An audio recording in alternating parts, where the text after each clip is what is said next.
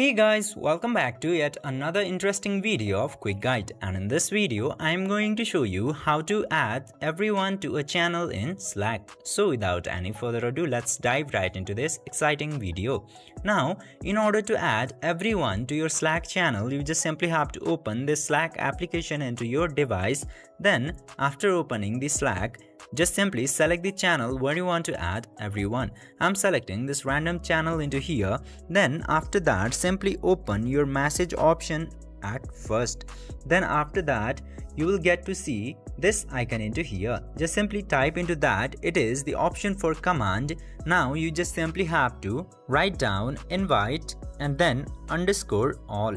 Then just simply click into this send button in here, and then it will add everyone into your channel.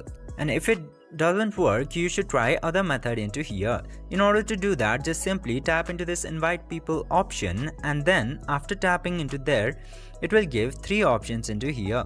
Now you just simply have to choose any of the suitable option, and after that you can select multiple peoples and add it into your Slack channel.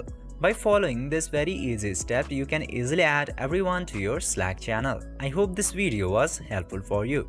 If yes, don't forget to like, share and subscribe to the channel to never miss another update. Thank you for watching the video.